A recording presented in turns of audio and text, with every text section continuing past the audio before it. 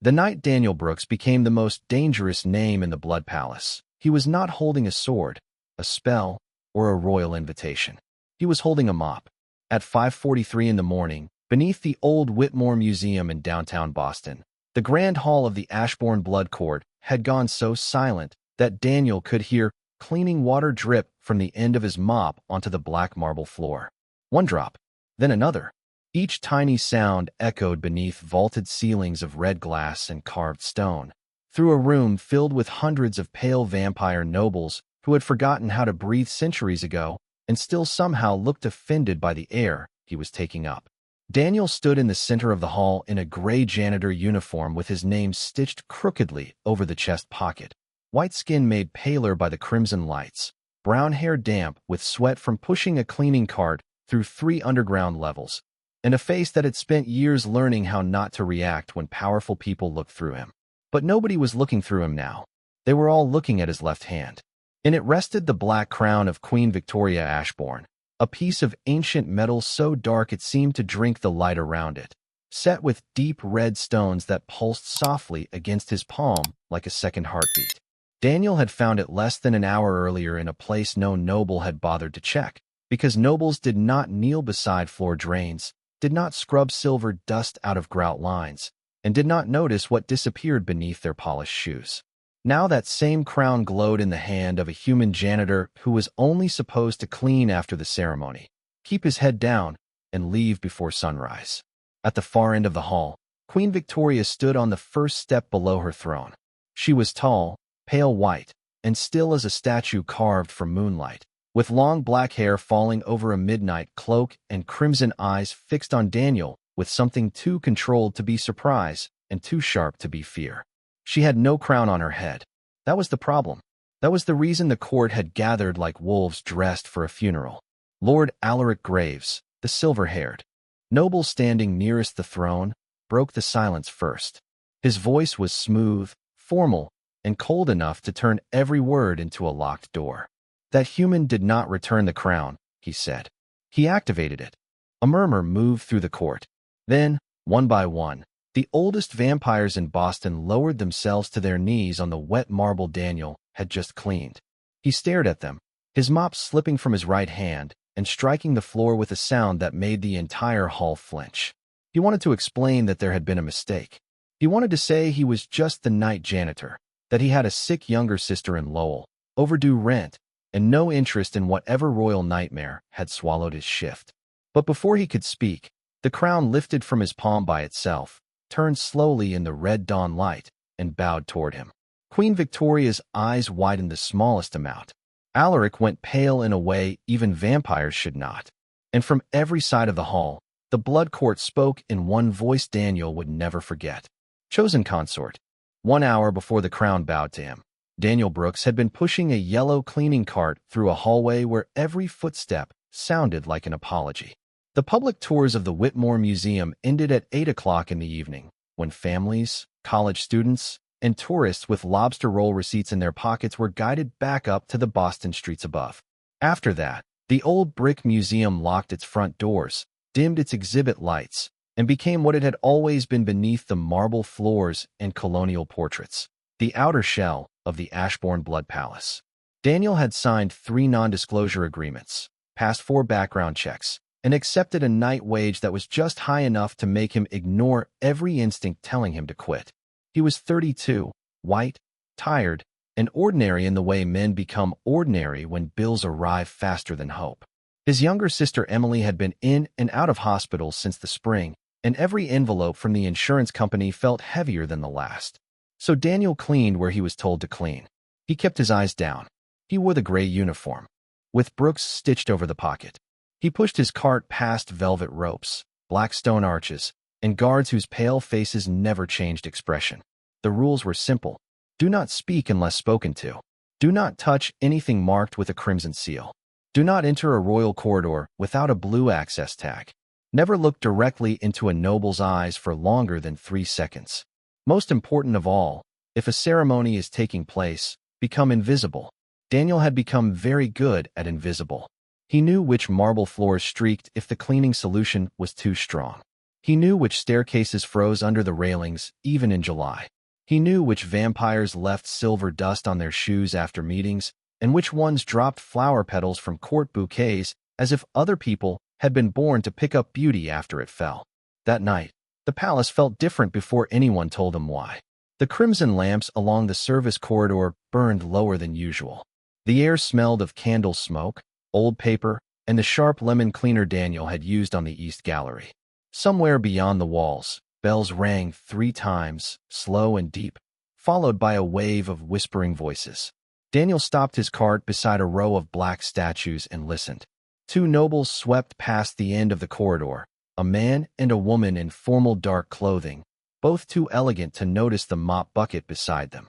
"If the crown is not found before dawn," the woman whispered, "Victoria will no longer be queen."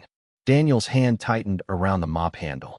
The man answered without slowing, "That is the point. A throne cannot rest on sentiment. Ashbourne needs certainty." Their footsteps faded toward the throne wing, leaving Daniel with the quiet squeak of his cart wheels and a sentence he was absolutely not supposed to have heard. He should have turned around.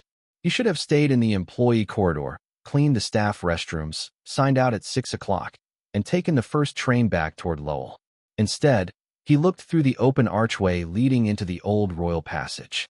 The black marble floor beyond it was wet with tracked-in snow melt and scattered with pale flower petals from a ceremony that had apparently gone wrong. His radio clipped to his belt crackled. "Brooks," said the night supervisor, not quite human and never patient. "Throne approach needs cleanup. No questions. Move fast, keep your head down, and do not touch the red doors." "Understood," Daniel said. His voice sounded steadier than he felt. He pushed the cart into the forbidden wing because refusing a supervisor was a luxury for people without medical debt. The hallway stretched longer than any museum hallway should, lined with portraits of pale queens and kings who seemed to watch the floor instead of the visitor.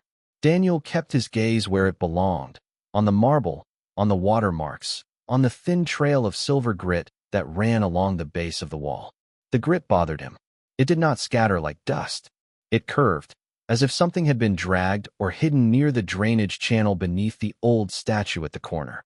The statue showed a crowned woman holding both hands open, but the crown carved on her head had been scratched away by time or anger. Daniel knelt, not because he was brave, but because kneeling to clean was what nobody in that palace ever watched. His flashlight caught something red flickering under the drain cover. He reached for his screwdriver, loosened the small brass latch, and lifted the grate. Cold air breathed up from below. Beneath a layer of cloudy water and silver mud rested a black crown, untouched by dirt, its red stones glowing softly, as if it had been waiting for the only man in the palace whose job was to look down. Daniel did not reach into the drain at first. He crouched there in the forbidden corridor with one knee pressed against cold marble, his yellow cleaning cart behind him, his radio hissing softly at his belt, and the black crown glowing beneath 6 inches of cloudy water like a secret that had learned patience. Every rule he had signed said to step away. Every survival instinct he owned said to put the grate back, pretend he had seen nothing, and spend the rest of his shift cleaning restroom mirrors until sunrise. But the crown was not simply lying there. It was waiting. Daniel could feel that ridiculous thought form before he could. Stop it. The red stones did not flash or flare. They pulsed with a slow warmth, steady as a hand held out in the dark. He looked down the corridor. No one was coming. The portraits along the wall watched him with painted judgment. The scratched statue above him, the faceless queen with open hands, seemed to lean closer. Daniel swallowed, pulled a clean white rag from the cart, wrapped it around his fingers, and reached carefully into the drain. The water should have been freezing. Instead, the moment his hand closed around the crown, warmth spread through his palm and up his wrist, not burning, not painful, but startlingly human, like touching a mug of coffee someone had just poured for him on a bad morning. He lifted it slowly. Silver mud slid off the black metal in clean lines, refusing to cling. The crown looked ancient and impossibly delicate, shaped like thorned branches bending into a circle, yet it weighed less than he expected, and more than any object had a right to weigh at the same time. Daniel set it on the folded rag across his palms and stared. "Nope," he whispered. "Absolutely not." The crown answered without sound.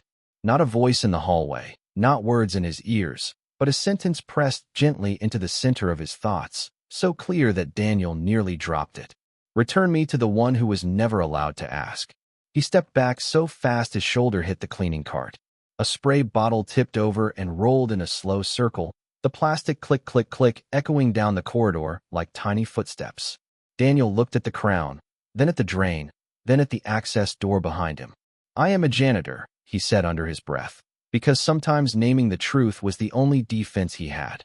I clean up after events. I do not participate in events. His radio crackled again. Brooks, status. Daniel grabbed it with a wet hand. Still working the throne approach. Do not linger. Court proceedings begin in 40 minutes. 40 minutes until dawn. 40 minutes until whatever happened to a queen without a crown. Daniel looked at the object in his hands and thought of Emily lying in a hospital bed in Lowell, teasing him for worrying too much while pretending not to worry herself. He thought of the envelope in his apartment drawer with final notice printed in red. He thought of what an object like this would be worth to people who bought history and sold power. A man with overdue rent could make a lot of bad decisions in 40 minutes. The crown warmed again, softer this time, as if it knew the shape of the temptation and did not judge him for feeling it.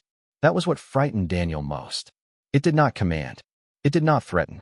It simply waited to see what kind of man he was when nobody important was watching.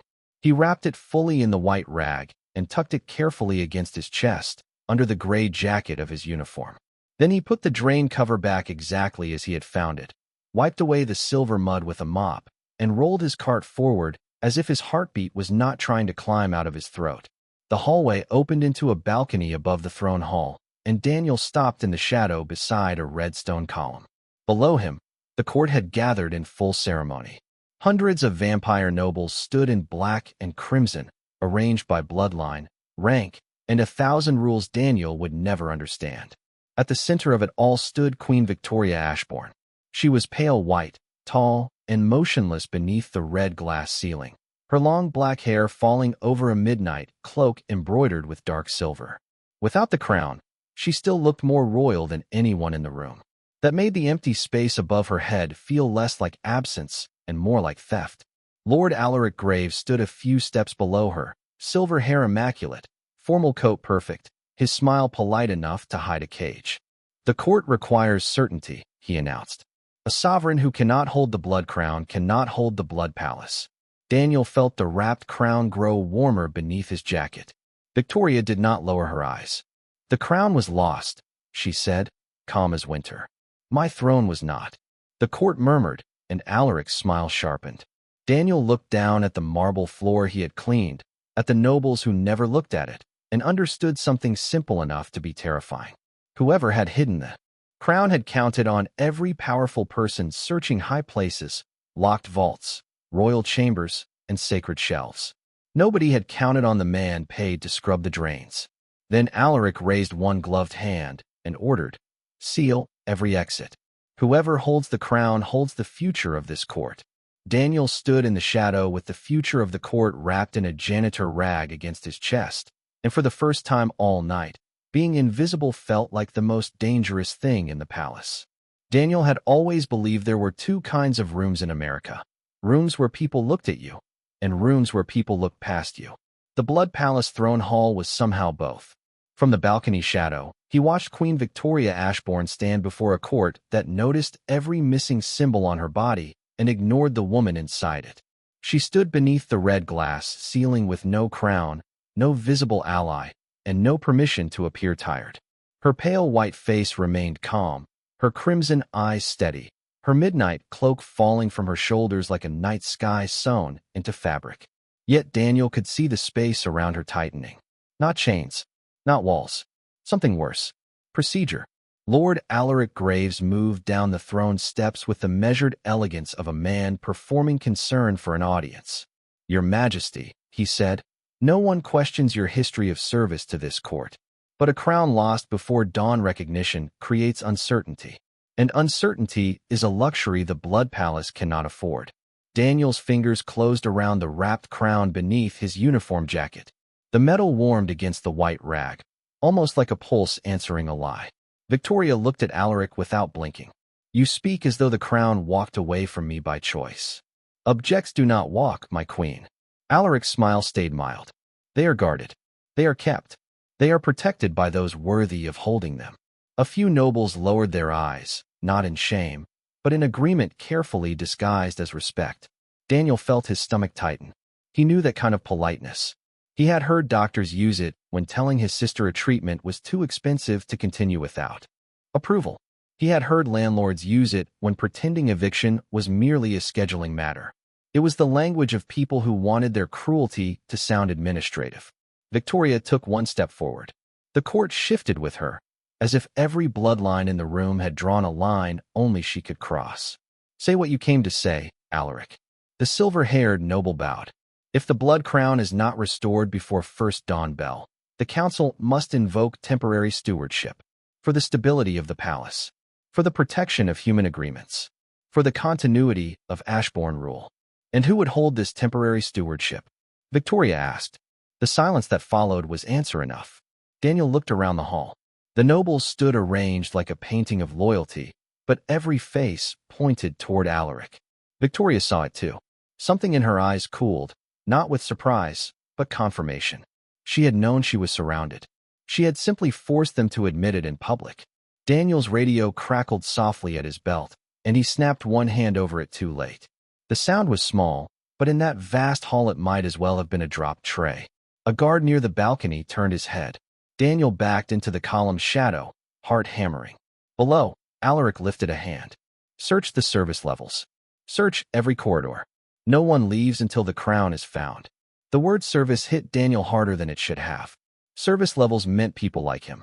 Cleaners, kitchen workers, maintenance staff. The invisible machinery beneath royal marble. If Alaric wanted a scapegoat, the palace had plenty of people no one important would defend. Daniel looked at Victoria again. She had not looked toward the balcony, yet somehow he felt she knew someone unseen was listening. Her voice rang through the hall, controlled and sharp. No human worker will be detained without my order. Alaric turned toward her slowly. A generous instinct, my queen. But generosity may be exactly what has endangered us. That did it. Not loudly. Not heroically. Something in Daniel simply stopped moving backward.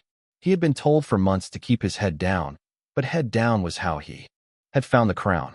Head down was how he had seen the silver mud. Head down was how he had learned that people who never looked at the floor missed what held them up. He pulled the crown from inside his jacket, still wrapped in the clean white rag, and stepped out from behind the red stone column. Excuse me, he called, his voice cracking across the hall. Hundreds of pale faces lifted. The guards froze. Alaric turned. Victoria finally looked directly at him, and Daniel nearly lost his nerve under the force of those crimson eyes. She was not pleading. She was measuring him, not as a servant, not as an intruder, but as a man making a choice. Daniel started down the balcony stairs. Each step rang too loudly. His cleaning shoes squeaked once on the polished stone, humiliatingly normal in a room full of ancient power. He kept both hands visible, the crown resting on the rag like something sacred he refused to pretend was his. A young noble laughed under his breath. Someone whispered, "The janitor?" Daniel reached the bottom step and walked onto the black marble floor he had cleaned less than an hour ago. His mop bucket stood near the archway, abandoned and ridiculous. He passed it without looking back. Alaric's eyes sharpened. "Human, stop where you are." Daniel stopped 3 yards from the throne steps, not because Alaric told him to, but because any closer felt like taking something he had no right to take. He lifted the crown slightly, palms open beneath the cloth. "I found something that does not belong to me." The hall changed. Every whisper died. The red stones in the crown brightened, casting soft crimson light over Daniel's hands.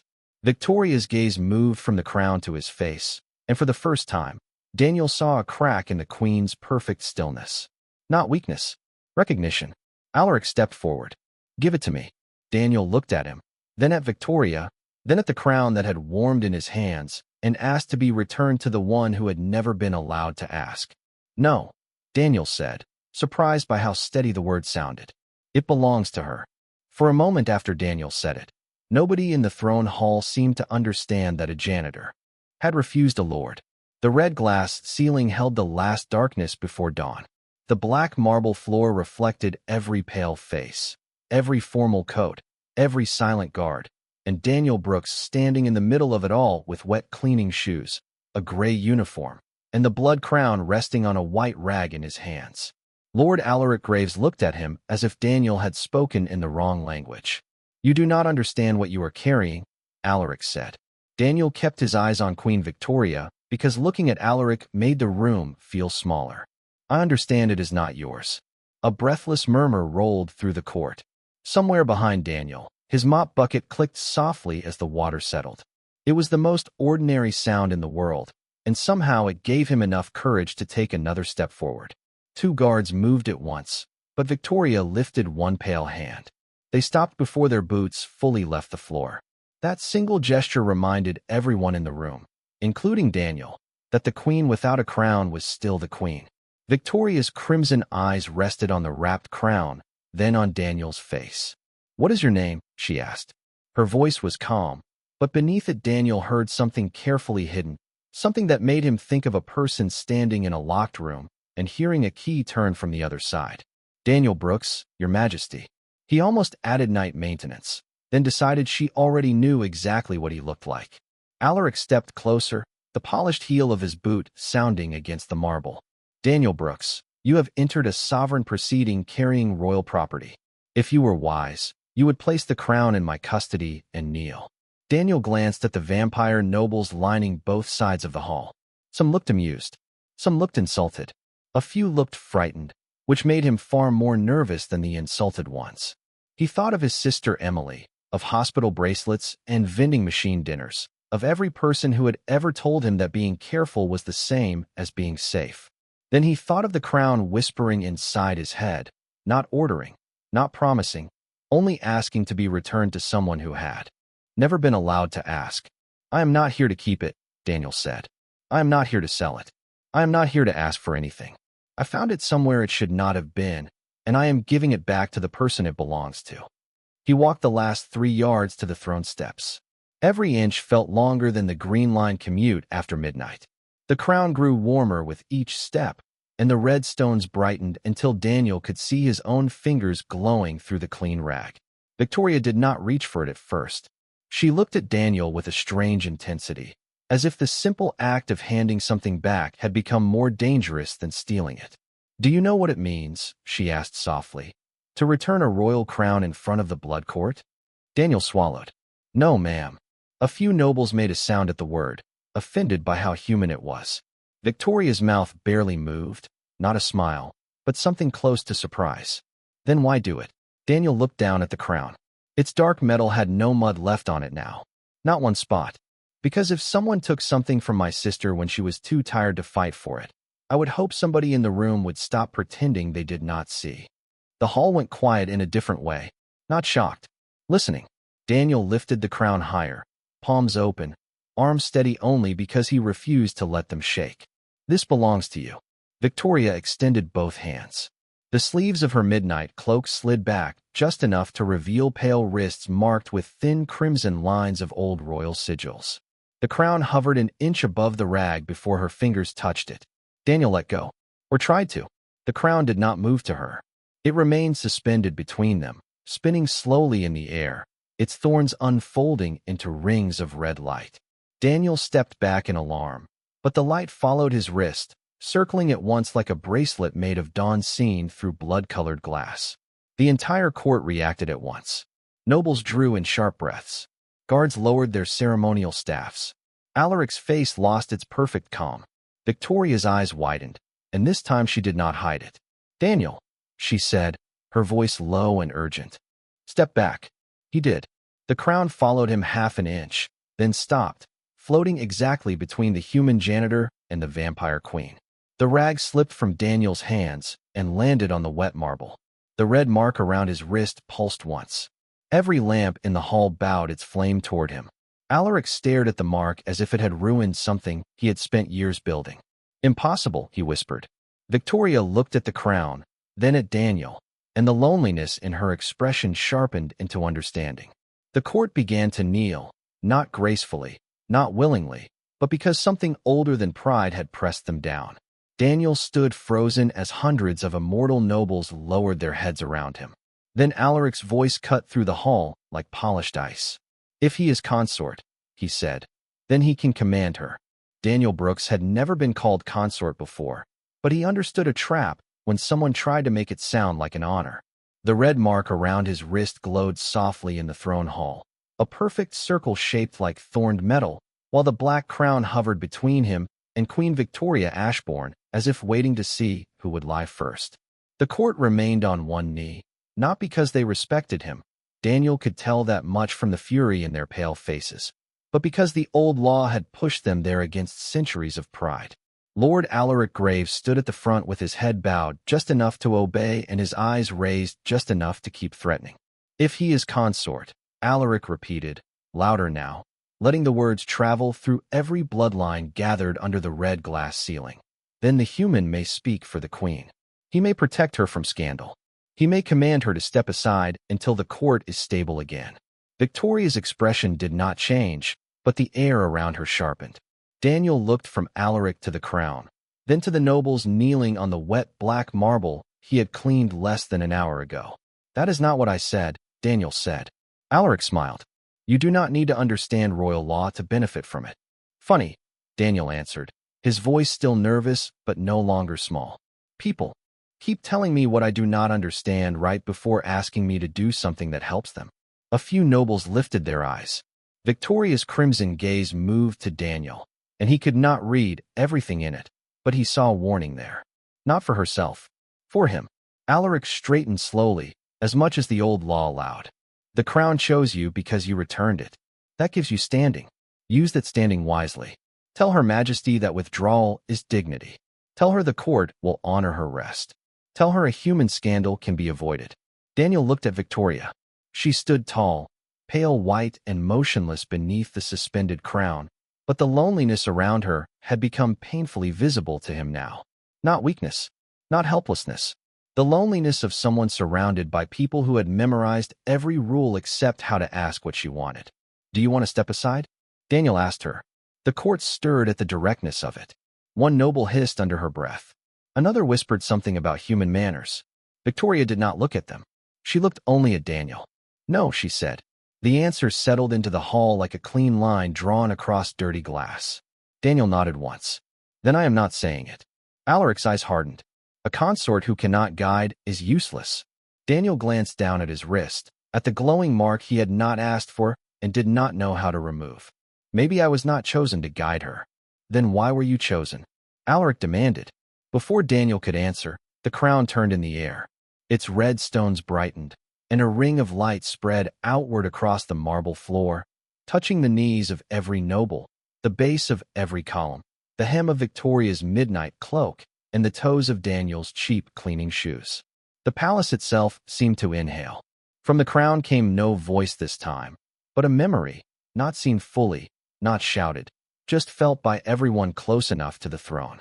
Daniel felt cold water around his hand again. He smelled lemon cleaner, silver mud, and old stone. He saw the drain beneath the scratched statue.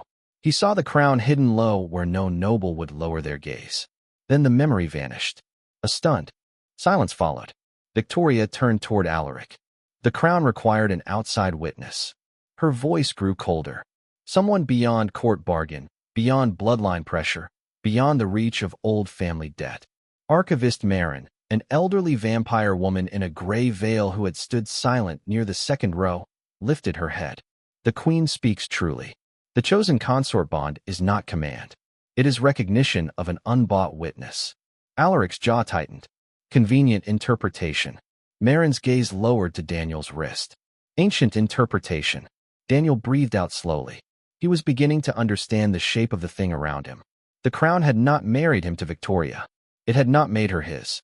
It had made him impossible to ignore. A man with no bloodline, no office, no reason to protect a throne for profit, had returned what others had used as a weapon. That was why the court had to kneel. Not because he was powerful, but because his action had revealed what their power had tried to hide.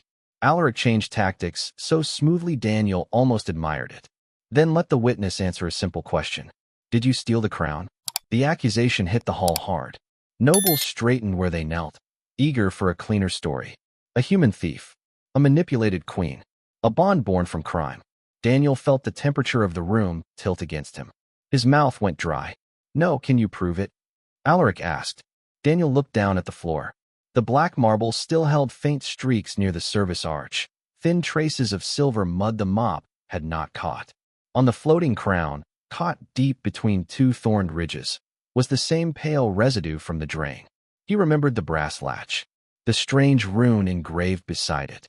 The way the cover had opened too easily after he loosened the screw, as if it had already been unlocked by someone with better access than a janitor. Daniel lifted his eyes to Alaric's hand. On the noble's right ring finger sat a silver ring marked with that same rune. Something in Daniel went still. He was scared. Of course he was scared, but he had cleaned enough messes to know when someone had dragged dirt across a room and expected the help to erase it. Actually, Daniel said, looking from the crown to Alaric's ring, I think I can. Daniel knew better than to point at a noble and accuse him in front of a room full of people who had spent centuries perfecting polite denial. So he did what he had always done when a mess looked too large to clean from the middle. He started at the floor. The blood court watched as he stepped away from the hovering crown and walked back across the black marble toward the service arch, his cheap cleaning shoes making soft squeaks on the damp stone. The red mark around his wrist glowed with each step, throwing a faint circle of light over the streaks left behind by his mop. Alaric gave a short, controlled laugh. Is the human leaving his own testimony? Daniel crouched beside the faint trail of silver mud near the base of the wall. No, he said, touching two fingers to the residue and lifting them so the court could see the pale shine. I am showing you where it started. A few nobles leaned forward.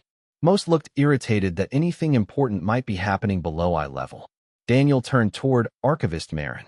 Is this silver mud common in the palace? The elderly vampire woman studied him, then looked to Victoria. The queen gave the smallest nod. Marin answered, only in royal drainage channels beneath sealed ceremonial spaces. It preserves old wards. No servant may open those channels without authorization. And a janitor? Daniel asked. A janitor may remove a public grate for cleaning, Marin said. Not a royal channel seal. Daniel nodded and walked to the scratched statue where he had found the crown.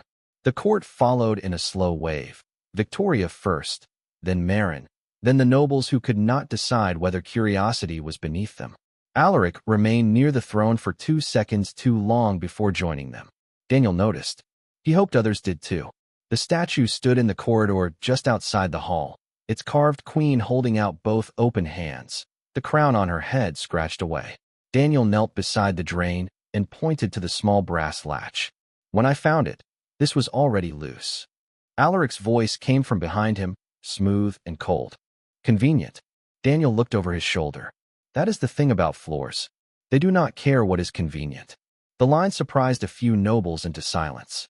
Daniel lifted the grate, exposing the shallow channel below.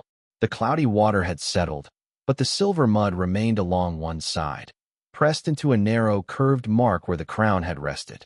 He held the floating crown near it without touching the water. The red stones brightened. The mark around his wrist pulsed. For an instant, the corridor filled with a reflection made of crimson light. A tall figure standing at the drain before the ceremony, one hand lowering the crown into the silver mud, a ring flashing as the latch sealed. The image was not detailed enough to show a face. It did not need to be. The ring was perfect. A silver band engraved with a narrow rune shaped like a hooked branch. Every eye in the corridor turned to Alaric's right hand. Alaric did not hide it. That was almost worse. He lifted his hand calmly, showing the ring as if it proved nothing. Many royal seals bear old branch work. Daniel stepped closer, holding up the crown. In one of its inner ridges, the same rune glowed faintly where silver mud had dried inside the metal. Maybe, Daniel said, but this mark is not decoration. It is a key print. The latch opened because it had already been keyed. I only loosened the cleaning screw. Marin moved with surprising speed for someone so old, bending close to examine the crown without touching it. The human is correct, she said. Her voice carried back into the throne hall. That is not grime. It is seal memory. A stir passed through the court, no longer amused, no longer dismissive. Victoria turned fully toward Alaric. The loneliness Daniel had seen in her before was still there, but now something sharper stood beside it. Authority. You hid the crown where no noble would look, she said. Then you ordered the service levels searched so the blame would fall on someone too powerless to answer. Alaric's pleasant mask finally cracked, not into rage, but into contempt. A janitor does not get to judge kings. Daniel looked at the mop bucket, the wet floor, the ancient crown, hovering beside him, and the queen who had been forced to defend her throne while everyone pretended theft was tradition. He was still afraid. His hands still shook. But fear and truth were not opposites. Sometimes fear was simply the cost of saying the true thing out loud. No, Daniel said. But he knows when someone tried to hide dirt under the floor. The crown rose higher, and the red glass ceiling answered with a soft dawn glow. The reflection spread across the corridor again, clearer this time. Alaric's hand, Alaric's ring, Alaric's cloak, the crown lowered into the drain. No blood, no battle, just an elegant crime performed in a place he believed no one important would ever kneel. The court fell silent as the image faded. One by one, nobles stepped away from Alaric, not dramatically, but carefully, as if distance itself had become a verdict. Victoria extended her hand, and the crown drifted back toward the throne hall, no longer between her and Daniel, but ahead of them both, leading the court toward judgment. The crown led them back into the throne hall as if the palace itself had changed its mind about who deserved to stand at the center of it. Daniel followed 3 steps behind Queen Victoria, still in his gray janitor uniform, still smelling faintly of lemon cleaner and silver mud, while the blood court returned in a silence that felt heavier than the bells before dawn. Lord Alaric Graves walked with them, but not among them anymore. The space around him had widened. Nobles who had spent the night leaning toward his authority now kept their hands folded and their eyes away from his ring, as if the reflection from the crown had made loyalty suddenly embarrassing. The black crown floated above the marble table below the throne, turning slowly in the red light. The mark around Daniel's wrist answered each rotation with a soft glow. It was beautiful, and Daniel hated how much attention it pulled toward him. He had spent years learning how to disappear in rooms like this. Now every vampire in the palace watched him as if the mop bucket had learned to speak ancient law. Alaric recovered first. Men like him always did. He stepped forward, bowed to Victoria with perfect form, then turned to the court. A seal memory proves mishandling, he said. It does not prove intent. More importantly, it does not remove the crisis before us. The crown has not returned to the queen. It has chosen a human consort. Therefore, the court must determine what authority that consort holds over the throne. Daniel felt the trap reset beneath his feet. Different words, same cage. Victoria's face remained calm, but he saw the flicker of exhaustion behind her crimson eyes. Alaric had lost the cleanest version of his plan, so he was reaching for the next one. If he could not make Daniel a thief, he would make him a master. If he could not prove Victoria unworthy alone, he would make her look ruled by the man who had found her crown. Archivist Marin stepped beside the marble table. The blood crown has recognized an outside witness. A witness with a bond, Alaric said. A bond to the sovereign is not a small matter. Let the human prove his loyalty to the stability of this court. Let him confirm that Queen Victoria remains fit to rule, or let him command her to withdraw until the stain of this scandal fades. The nobles murmured. Daniel understood the danger in the word command. He had heard people use one generous word to hide something ugly all night, but this one needed no disguise. Alaric wanted him to reach toward Victoria's power so the court could claim she had lost it. Daniel looked at the crown. It hovered close enough that the red stones reflected in his eyes. For a moment, he imagined how easy it would be to say the right political thing, to sound respectful, to let older and colder people handle what happened next. That was how people like him survived. They kept their names out of rooms where names became evidence.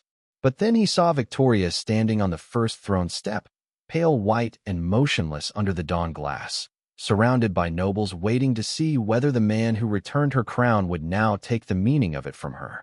Daniel walked to the marble table. The court quieted. He lifted both hands, palms open, showing the glowing mark on his wrist, and nothing else.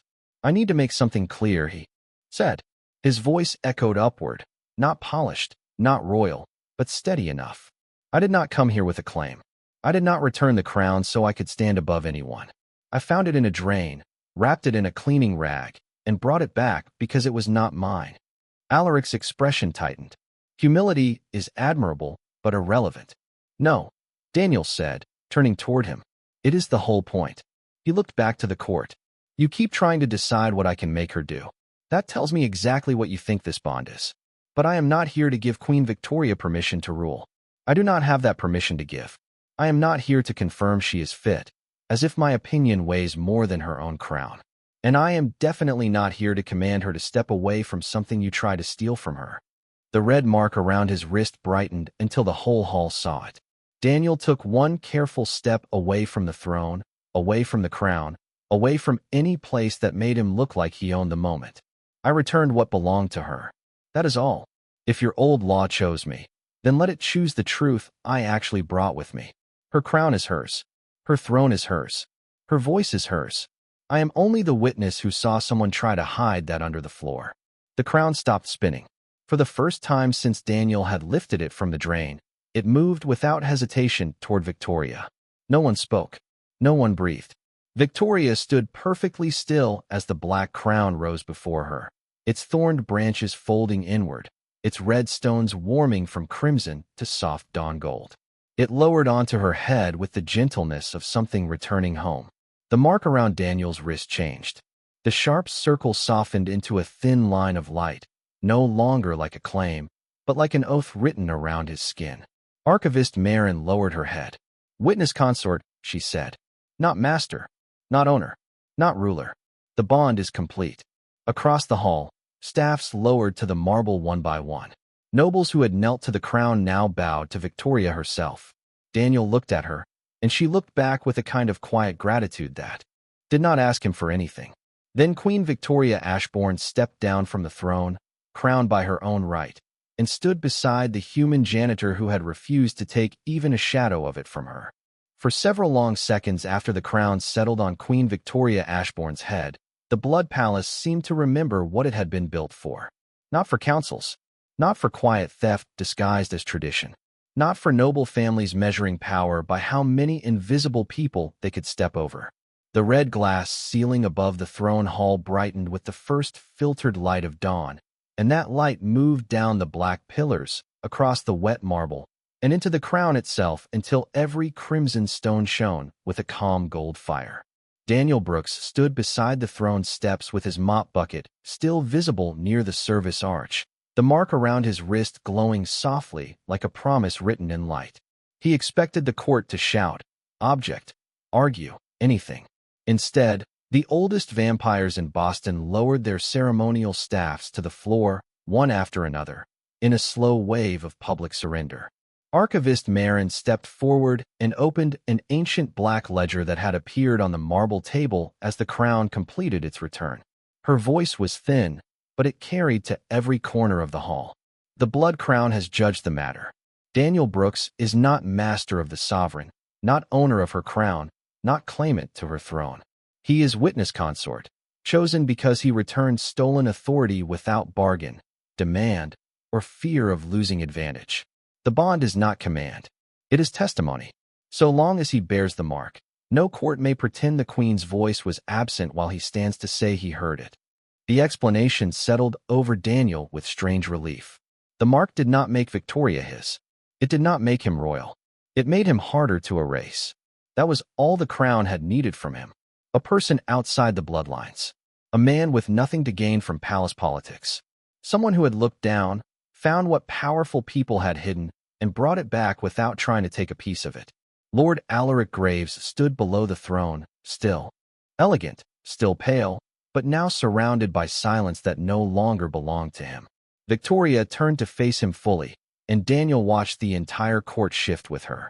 This time, no one stepped between the Queen and her judgment. No advisor whispered in her ear. No noble tried to soften her words before she spoke them.